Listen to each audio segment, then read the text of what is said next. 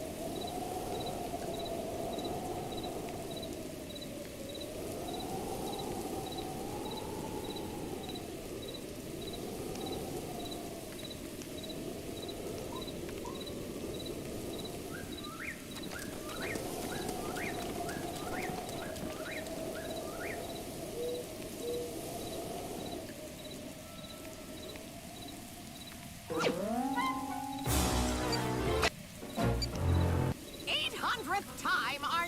The rule states I must now take your fairies away forever! Happy birthday! How about a... Now you're old enough to get therapy. Erroneous. Genius play!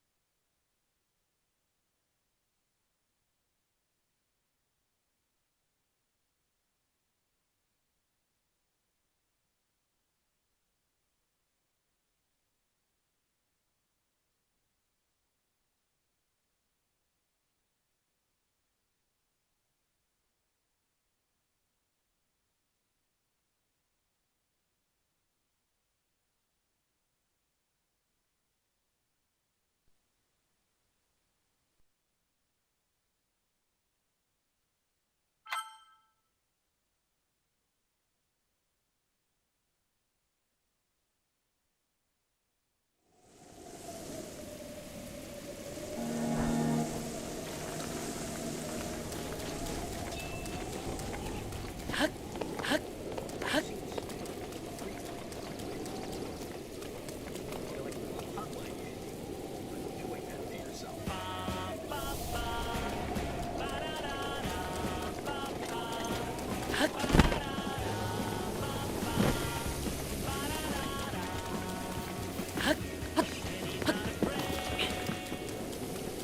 following is an in-depth story analysis. If you haven't seen this film, you might want to before listening to this review.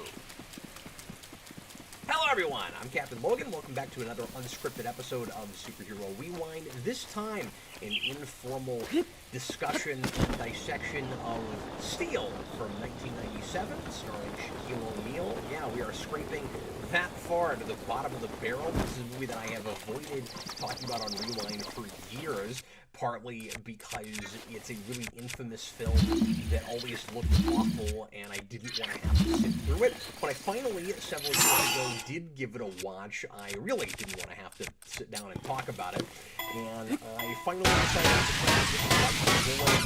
choke down my batteries and get this thing knocked out. No idea how many of you guys have actually seen this movie. I'm going to be interested to see the comments if anybody has watched this. I imagine a lot of you guys will be hearing some of the plot points and things for the first time because nobody saw this. I said at the beginning, I've seen this 3 times. I watched it twice in preparation for movies that I don't know very well. The first time I saw it was in preparation for a trivia book that I was writing years ago. I abandoned that project. I published a small version that was kind of a workbook with a bunch of questions from various movies. But I don't think anything from this came bad. That was the that I saw this movie. It was a dreadful experience, but I don't remember very much about it at all. I'll say what stuck with me was Shaq doing this. I remember that, and I remember his junkyard hideout, and that there's a pile of trash that opens up, and he goes into it like it's his Batcave. That's everything I remember about this movie.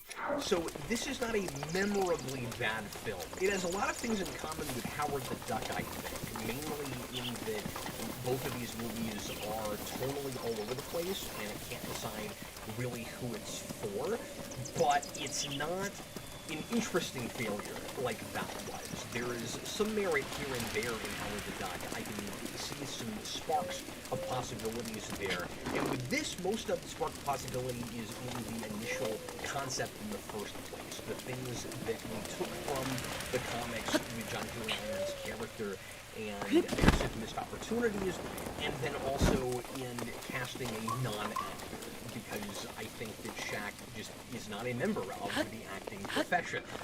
He had a couple of big star vehicles. I use the word big loosely because they didn't make any money. One of them was Kazam, which when I first heard about that as a kid, I was like, isn't it Shazam? And then I realized that, oh yes, they're just taking a name that sounds like that and doing a completely other thing with it. He played this kid in an urban environment, and it was awful. I did see that in the theater. Don't ask me why. And then this, which I didn't watch because the previews looked awful and it didn't look like the property that it was purporting to be, really. Was this small budget. I imagine Kazam was made for about the same amount of money. I've not looked into that. But this was made on a shoestring $16 million budget, relative shoestring, and it brought in only 1.7 million. Nobody saw this, and I imagine most of that is because it was as bad as it is. I want to think that it's not because it's a superhero that nobody's heard of.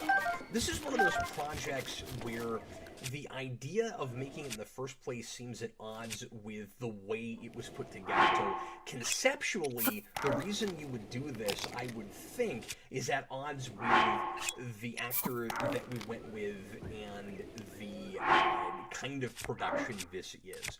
So Warner's has a track record with comic and superhero projects for some things. Not always, obviously. You got your Supermans, your Batmans, but there are quite a few things that Warner's has gone ahead and put into production that are properties that a lot of people aren't familiar with outside of the comic world, that the conventional wisdom would seem to be make it a big property on the merits of the film in the first place and not on initial creative vision in the first place on the thing that you're adapting that is film, kind of like Guardians of the Galaxy would be many, many years later.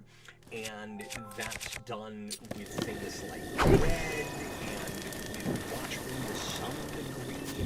Certainly in the realm of comics and even literature to some degree, that was a major property, but a lot of people discovered that in the first place.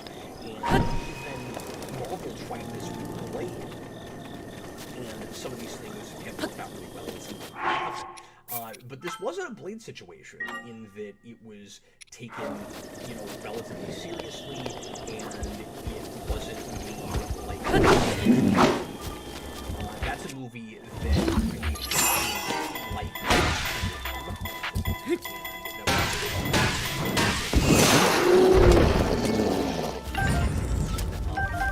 the earliest examples of a movie that really does have a lot of reverence for the visual medium of a comic book and brings that to screen really well before Sin City did it.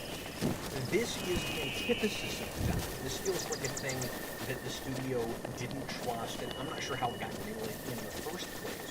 It watches like a thing that nobody really believed in, and so they gave it to a guy that has a history of making projects that are based on comics or kind of in that realm, but he doesn't have reverence for that kind of material. He thinks he's above it, and he thinks that the mediums of television and movies should be above this. And so they go to Kenneth Johnson, who made the Incredible Hulk TV show, which is a beloved show certainly, but he famously got as far away from comics he felt as he possibly could. He didn't want to make a superhero thing.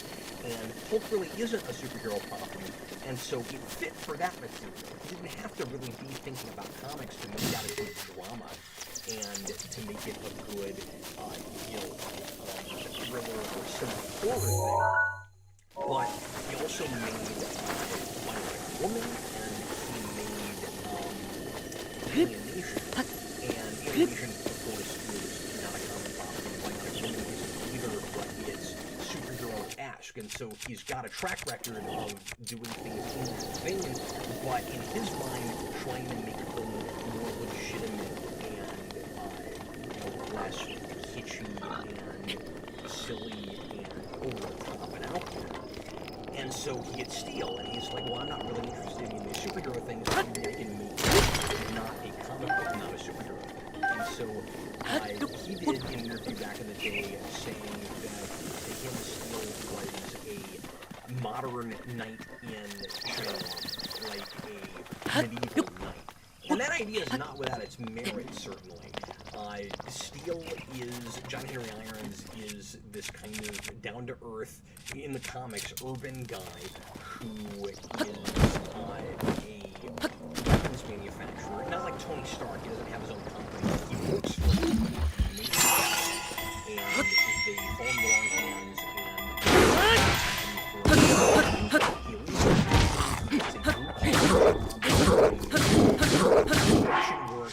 and he spends his off hours going up against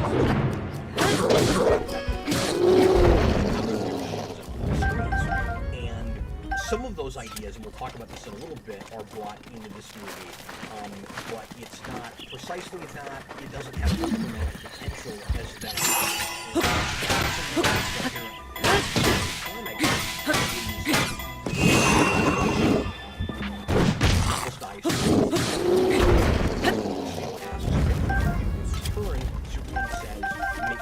Of your life, and so he ends up becoming his own version of Superman eventually after Superman dies. And by the way, his character, who was, I believe, created for Death of Superman or created just before it, but it was Louis Simonson who wrote a fourth of Death of Superman with 3 other writers, and the artist, by the way, was John Guandenov, who did some other Superman work. And they both, by the way, get credit for the creation of the character in this movie. So it's cool to see Louise Simonson's name on the screen. I've always been a big admirer of hers.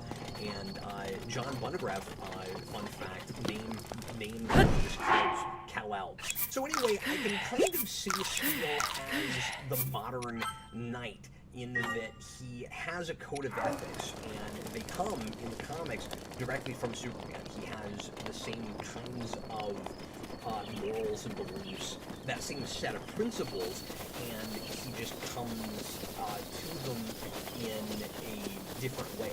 And he doesn't have, of course, the vulnerability and superpowers that Superman has. And so his sense of responsibility comes not from what he is able to do on a supernatural level, but because of things that he's done already that have led to some horrible things happening to him. So he's got a little bit of that Spider-Man thing on top of the same kind of natural selflessness, and I think he has that from the beginning, that Superman has. And knights, of course, were chivalrous heroes who rode around on horses, saving people and helping damsels in distress. And so there's nothing inherently wrong with the knight idea. But what's weird in the movie is that it follows the really cookie-cutter, done-to-death formula that a lot of 90s superhero movies did, and it's got a cheese factor into the stratosphere, and it's too much a superhero movie, at least of the era, I think. So it's kind of ironic that the director is going out of his way to try to make us not think about superhero stuff, at least when he's talking about this. Oh, I'm above that. You know, what we're making is better than that. There's this bizarre overcompensation that's happening where it actually becomes too much of that. And I don't know if it's because of mandates from on high, where there's particular boxes that you have to check, or if it's because his heart really wasn't in this, so he's following that formula because he knows that's what is expected, and at the same time he's just kind of in, as Shakespeare said, he's protesting too much. He knows exactly what he made, and he's hoping that it doesn't affect his credibility and his reputation too much. I don't know that it did, because I don't know that anybody remembers who made this movie. I actually keep having to look his name up again. Kenneth Johnson.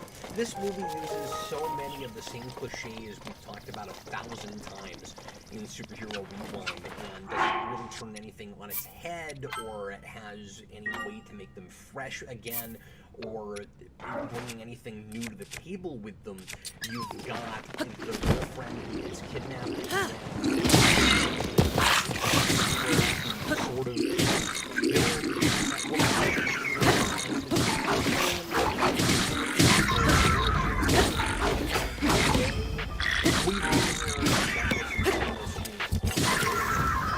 before, and so it's disingenuous, I think, to say that this is somehow better than a superhero thing, or that it's, even really outside of that genre. All the way to the point of giving a character that shouldn't have a mask just so that he looks more like a superhero. Suit of armor from head to toe, but you gotta have an open face mask so that Shaq gets more face time, and even medieval knights had chainmail over their faces a lot of the time. He's got nothing there. Steel stands there and gets shot with guns constantly, and knows he's not going to get hit in the face because he's got plot armor. And there's a lot of that in this movie, where Shaq and it's really hard to take John Henry Irons, because he's really just Shaq walking around with people are calling him John Henry Irons. Shaq's just constantly not remotely worried that anything bad is going to happen to him, because he knows that his name is in the title, and that he's going to be fine. So bullets aren't going to hit him in the face. He can crack a rib at the end and keep going, and hardly even mention it again. He gets hurt at one point, right before the third act.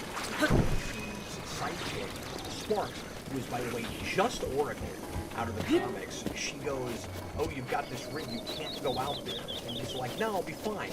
And he is. And he doesn't seem like he's in pain, even in that moment. We're told that he has a cracked rib. I don't believe it, because he seems just fine. And that kind of thing is all over the place in this movie. Why have any armor at all when you've got plot armor? It's a really generic form for basic TV kind of suit.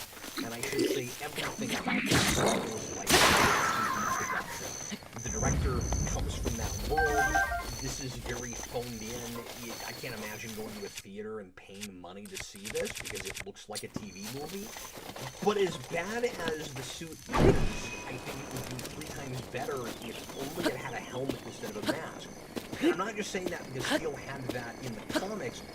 Nothing about that being a mask makes any sense at all. It's strange that nobody ever comments on it. He comes up with the suit because he's in a steel-making job in the first place and came from the military, making weapons for them. You think that it would be just a complete suit of armor. I don't know why you wouldn't think to cover your head.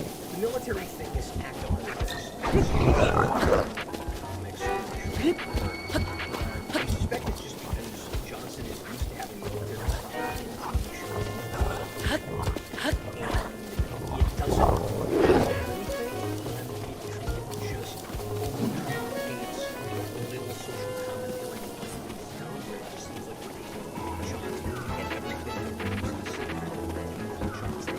So instead of this just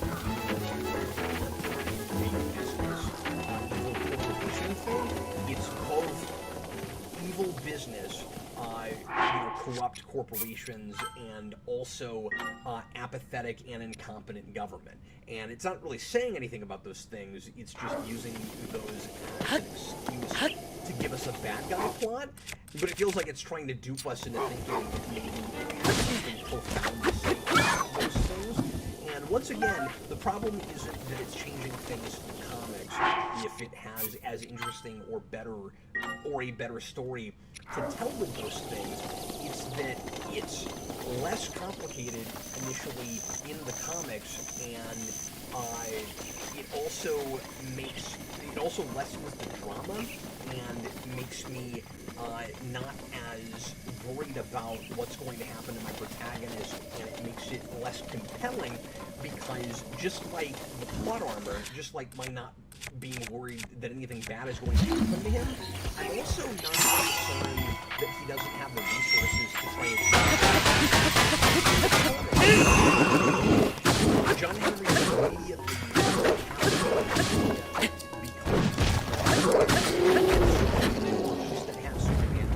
trying to do what he's doing with the limitations of the human man. And in this movie, he lives in, I suspect because Johnson, again, wants to make it realistic, he lives in a world that doesn't have other superheroes in it. In fact, there are references to other DC properties, Superman some, but particularly Batman, where those kinds of things don't exist in this world, but are fictitious. Which is weird in my brain, that kind of breaks my head while I'm watching a thing like this, because I'm watching a movie that is based on a DC comic where every other DC thing is fictitious except for this, but because it's a Warner Brothers property, of course, they're allowed to use those things just as incidental comics and movies and video games and things that people are talking about or playing or watching in the movie. So you don't immediately have that interesting contrast, right, where you've got a guy who wants to live up to Superman and is also inspired by Superman. I think you could have still done that, even though in a world that didn't have Superman. I think it's weird that there are so many Superman references in this, and that John Henry has a tattoo of Superman that says Man of Steel on it, but there's never any discussion about his background with the character. I don't know why he has that tattoo, by the way. It took me 2 viewings before I realized that he didn't get it during the montage where he's building the steel suit, because there's this long-held insert shot, this close-up on the tattoo on his arm, that it's the classic Superman S, and it says Man of Steel around it. and it, because of the way it's shot, if you don't notice it earlier in the movie, I think it's easy to think that that's when he gets it.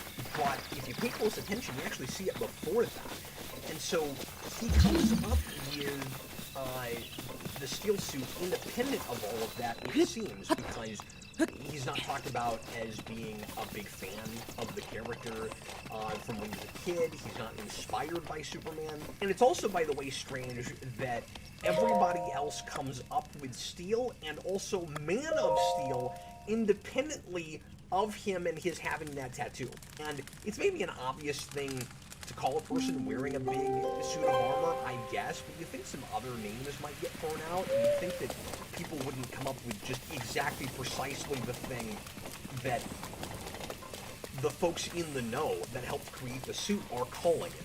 So I wish he had that inspiration, and I wish at the very least we had more of a sense of where his sense of self-sacrifice and his moral compass comes from. At the beginning of the movie, we're told that even though he makes weapons for the government, he would like to do everything he can to make sure that the enemy doesn't die, even in times of war. And what makes him leave the military, somewhat similar to the way he leaves the evil corporation in the comics, is the bad guy of the movie, the most generic, forgettable bad guy, not just because he doesn't wear a costume, bad guy probably since the guy from Superman 3, Burke. He is testing weapons, cutting corners, not caring who gets stepped on or hurt along the way. There doesn't seem to be any real oversight. There's nothing stopping him from basically using human beings as guinea pigs and cannon fodder, and he tests a weapon that gets John Henry's friend and partner Sparks hurt, and she gets paralyzed. After Burke gets off for no reason that I understand. At court, he says, okay, I guess things aren't as above board as I thought they were. I was naive. I'm seeing things in black and white, but there are these shades of gray where the government and the military is looking the other way, as well as, and I guess that's the whole reason that Burke gets off. But he does so much stuff right out in the forefront where anybody can see the horrible things he's doing that I don't see how the government gets away with it without it becoming big, huge news, and that just never comes up. So John Henry says, I guess I can't work for the military anymore because I don't know who you guys are.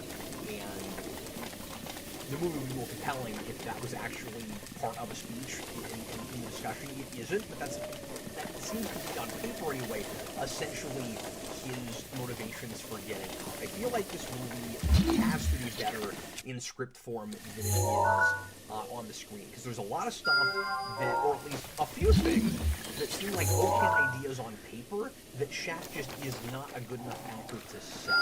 I'm constantly having to kind of read the line in my mind's eye like it was on paper, because he has these really counterintuitive line readings, and he's just very one-note and wooden in his performance, but he also has these really sheepish expressions that makes it difficult to understand what he's communicating, because his lack of confidence as an actor feels as though it's part of the character of John Henry, and it absolutely isn't on paper.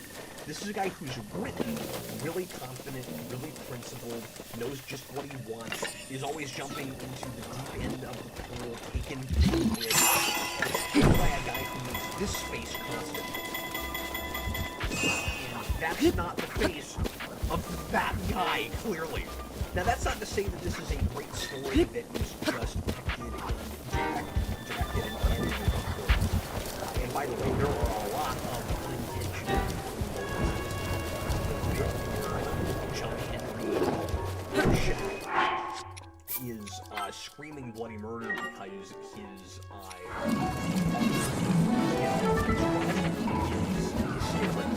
should not be happening.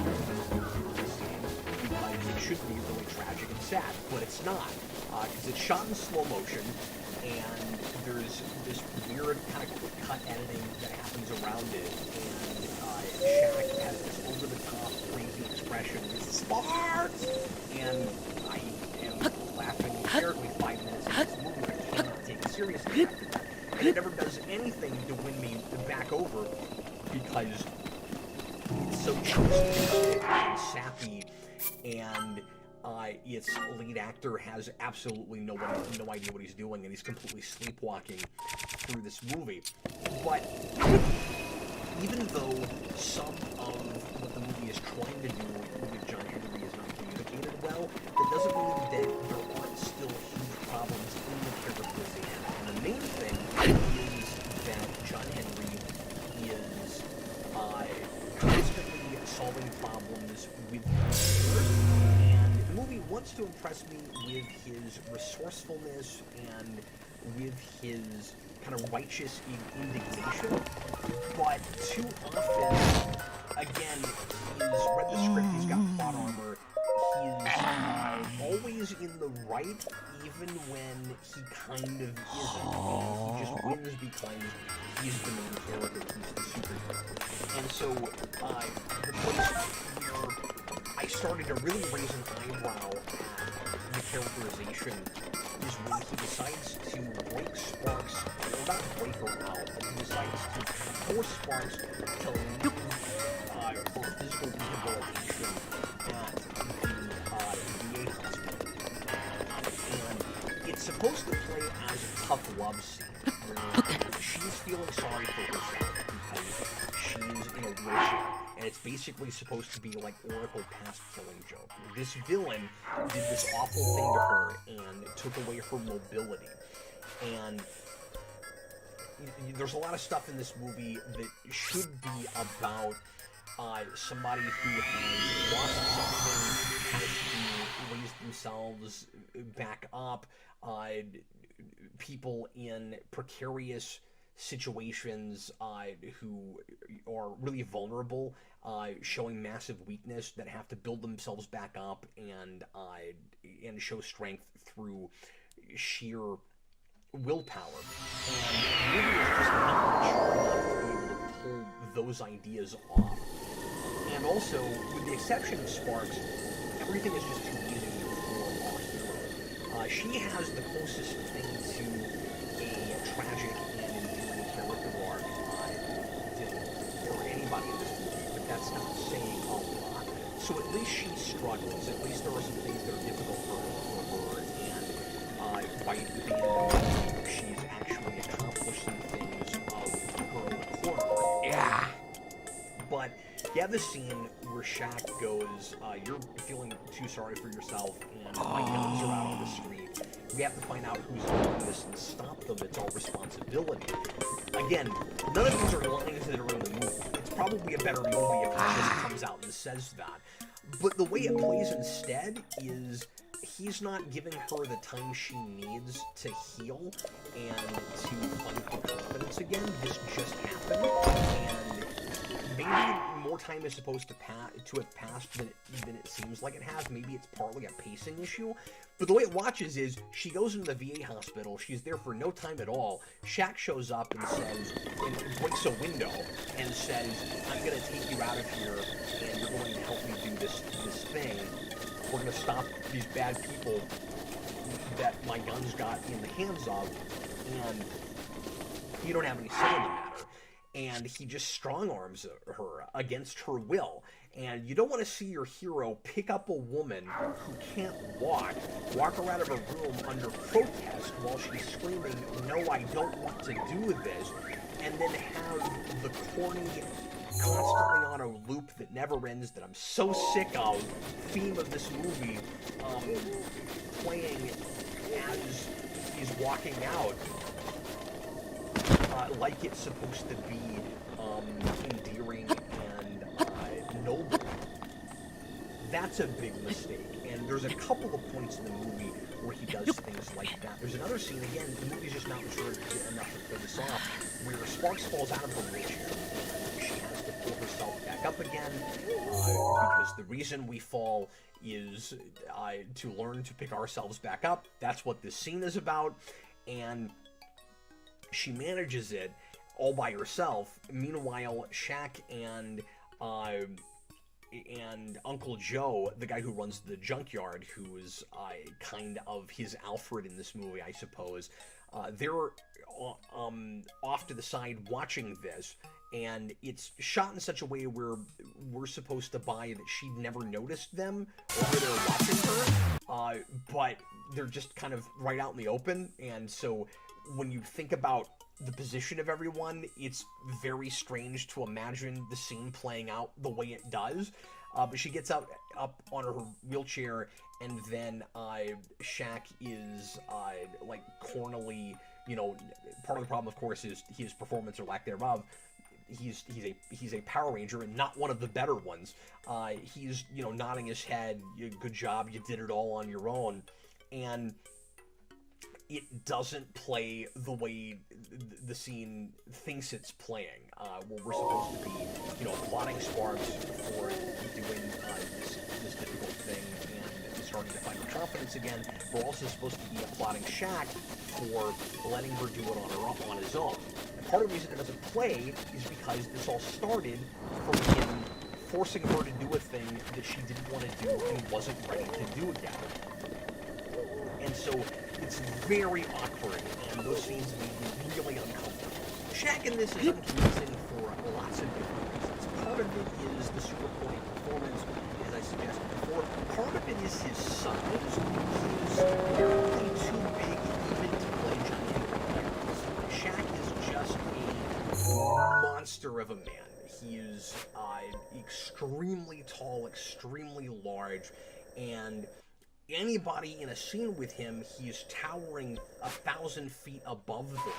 And the movie can't decide if it's sort of like Schwarzenegger in certain movies, but very often that's played in kind of a tongue-in-cheek way, where we just never bring up his Austrian accent, and he's a lot bigger than some of the characters that he plays are supposed to be, and it's kind of just a joke in the movie where it's played straight, but the movie knows that the audience gets that, and that in certain ways he's weirdly miscast.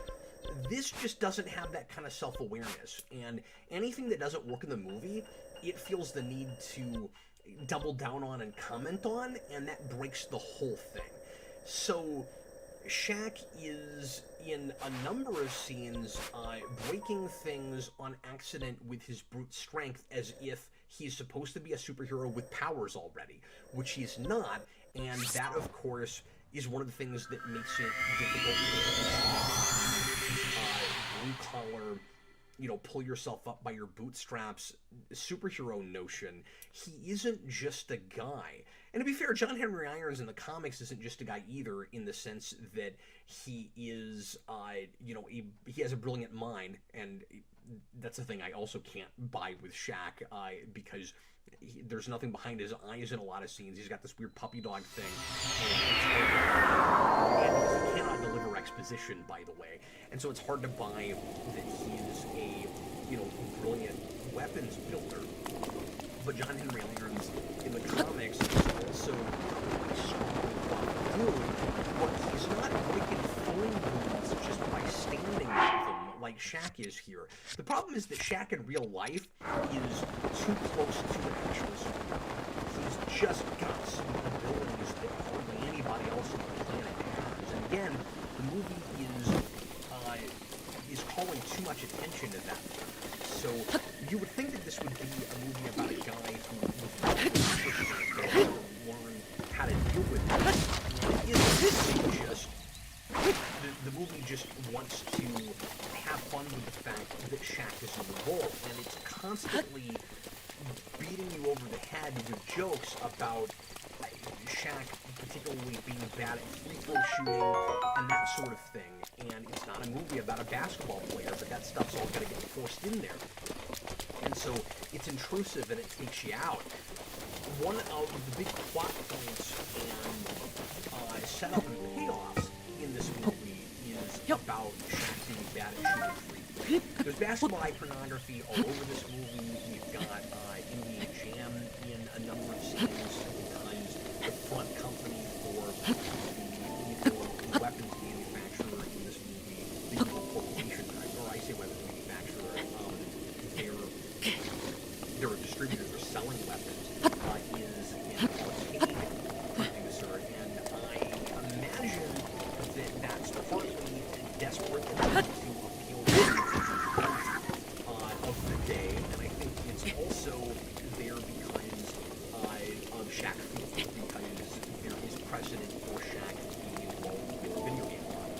And also because the product placement in this movie is video games of other Warner's properties. So in one scene we see two Batman Forever machines. You got the god-awful Batman Forever beat-em-up that had Mortal Kombat moves in it. That's in this. And right next to the NBA Jam machine. But anyway, this is one of the best examples of bad setup. Just because a story establishes an idea early on in the movie, and then the audience might forget about that, and later in the movie it pays it off, or it calls back to it again, doesn't make that clever or necessarily a good idea. It's not good writing just because there is setup and payoff. There is such a thing as formulaic, cookie cutter, and contrived, crappy setup and payoff. And this is a great example of that. So Shaq, in a couple of different scenes, tries to shoot something into something, either a basketball into a hoop, oh, it bounced out, or he tries to shoot a wadded out piece of paper into a wastebasket, oh, and then at the end, he's got to get rid of a grenade, and he's got to get a grenade in a hole. And oh no, Shaq's terrible at that. John Henry Irons' biggest weakness is getting small objects into slightly larger objects. So, the big point of tension in this scene is supposed to be, is he going to be able to get this grenade through a hole in the ceiling? And he reels back, and it's in slow motion, I think, and he tries to shoot it. And it goes through! Because we knew it was going to go through. There's no suspense there whatsoever. And did he finally get it in because of some kind of opportunity for change that he went through? No, nothing at all. It was just, in that moment, he concentrated a little harder, and he finally got it through that time.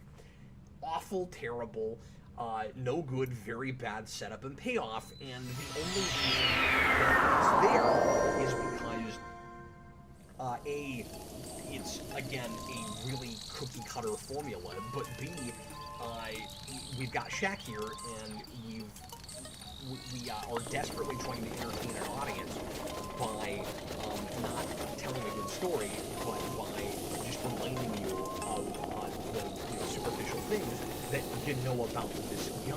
Oddly, this movie in places, I think, borders on blaxploitation.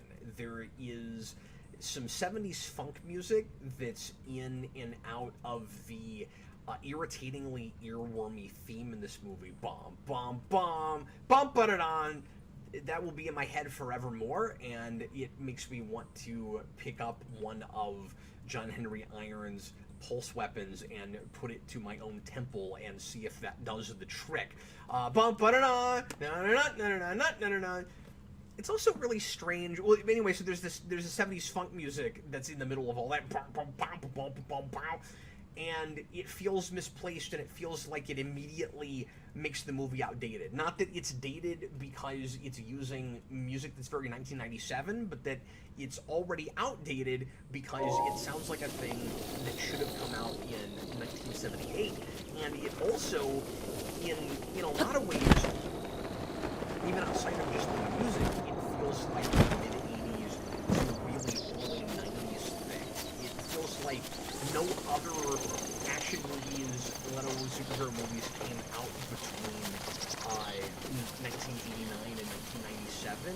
It feels like an earlier movie in almost the same way as the unreleased 1994 Fantastic Four movie does. was. When you go back and watch that, it's very strange to consider that it was not released but shelved the same year as The Mask came out. And I have that with this, where it's like, how does this exist? How did this come out 3 years after The Mask? And how did Batman Forever come out just 2 years before this?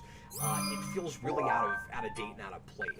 Kind of like Green Lantern, where that felt like a movie that, or even Venom, movies that felt like mid-2000s superhero movies that came out way later.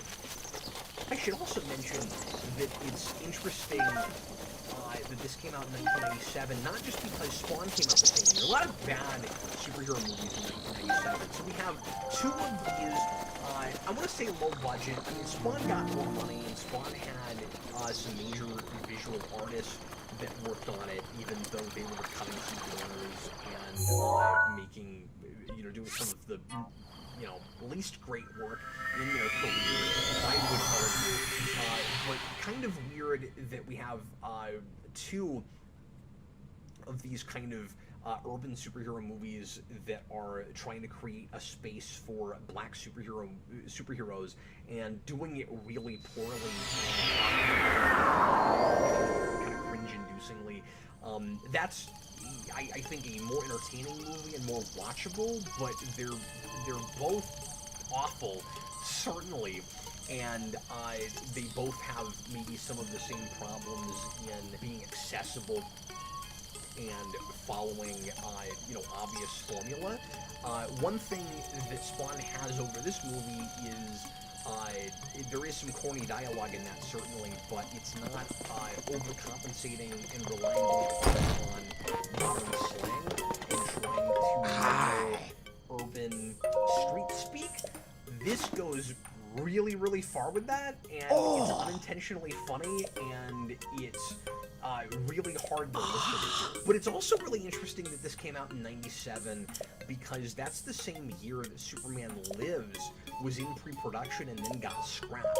So consider that a thing that was based on a Superman spin-off property that wasn't actually released as a Superman spin-off, was not in a Superman universe, never was Superman as a real character, and Superman wasn't even really the inspiration of this guy, actually is more of a Catwoman situation, where it's a spin-off character that's released independently as the main character in their own universe, but in the same year where a Superman movie was in production. And it's also really interesting that it's... And I don't remember, I don't think the four Supermen from Reign of the Superman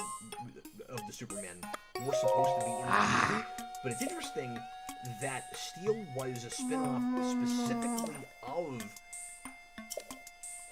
Death of Superman, that he's a character that was created for that event, and the movie that's based on Death of Superman didn't happen and was being worked on the same year as this was released. And I wonder if Superman Lives is the reason that this wasn't a tie-in to Superman. And you might think, well, you'd think that would be the reason that it would be a tie-in, but you wouldn't release this movie before that.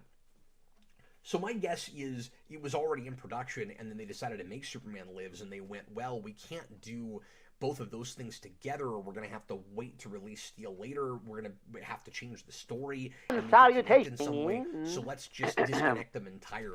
Sort of like the Smallville Aquaman situation. From the radio demon. Greetings and salutations from the radio demon. I hope you're tuning in. Aquaman, but he can't be a spin-off character. Of course, that series, or that pilot never went to series, but he can't be a spin-off character because we got there before that show did.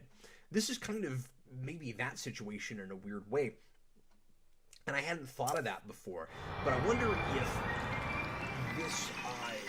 if this idea hadn't been thought of until after Superman Lives. There's a lot of ifs here, but let's say Superman Lives actually got made.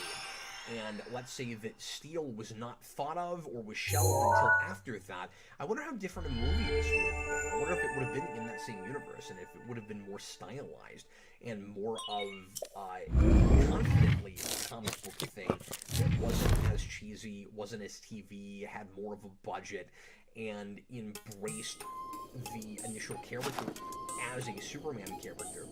Another thing that's odd about this is that it's trying really hard to be, air quotes, realistic, but it's not just cheesy, but it's also got a lot of over-the-top, goofy, old-school comic visual tropes.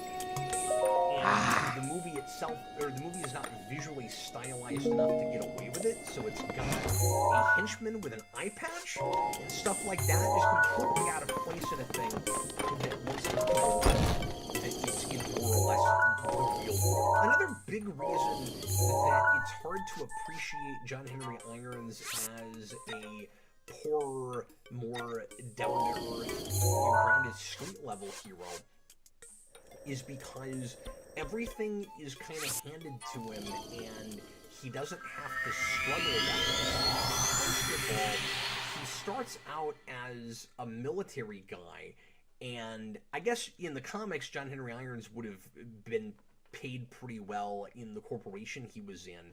But when he leaves, he just goes and gets a and he doesn't have a whole lot in the way of resources. So he has to really struggle to be able to become his version of Superman. And in this, you've got a guy who's living in a poor neighborhood, I guess, but never feels like he's building without him. He gets a more blue-collar job, I suppose, but he's still might as well just be that. He has this hideout in a junkyard, and Uncle Joe, the guy who runs the junkyard, is able to get him virtually anything he needs at all, and so that's just used as a big plot device. Anything that Henry would need to build his suit, or to be able to go out on missions and stuff, this guy can just get for him, and he just has it already. He doesn't have to struggle to find it. There's never any question of, there's never any real hurdles that he has to jump over. And it's very, very cartoony. The most cartoony thing, as I alluded to earlier, is that in the junkyard, there's this big pile of trash that opens up and is the secret entrance into Steel's Batcave. And it isn't just a obvious Batcave is brought up, because we can't do things like that without being completely on the nose about it. And it's weird because John Henry was there helping Sparks and Uncle Joe build all this stuff. And when he goes on his first mission and he's trying to evade the police a la Batman Begins, which of course is 8 years after this, but in a somewhat similar scene, he gets into the junkyard and he's on comms with Sparks, because again, it's just Oracle. This is basically Birds of Prey if the Birds of Prey consisted of one man named John Henry Irons, and his Oracle says, don't worry, you can trust me, you don't think I'd lead you astray, right? And he drives almost right into the junk pile, but lo and behold, it opens up, and he can go into his HQ. And he's surprised by this. He's like, oh wow, you built this thing. When did she build that? And how? She's working with one old man, and she's in a wheelchair. And also, he's been there the entire time except tonight when he's out on patrol. I don't understand how he didn't already know that that was there. I mentioned earlier that there's an odd degree of Spider-Man in this character with the way the responsibility thing is handled, and in that this is a hero who kind of has to clean up his own mess in a way, but again, not anything like as compelling and endearing as Tony Stark, because he basically goes through Tony Stark's whole first act character arc from Iron Man in like 6 seconds at the beginning of the movie. But another thing that makes it kind of like Spider-Man is he has an Aunt May in this, and it's, what, 5 years before Aunt May in the first Raimi Spider-Man movie, and that's one of the only things that I think is handled okay in this movie. Don't get me wrong, a lot of really cheesy dialogue that I don't buy at all from that actress. I think she's one of the better actors in the movie, but she has this really strange kind of flimsy character thing where she's trying to perfect a flame, and I guess her arc is, because the message of this movie is spelled out at the end, kind of like at the end of Darkman, but of course that's a much better film than this. At the end of this, we're told that the whole moral...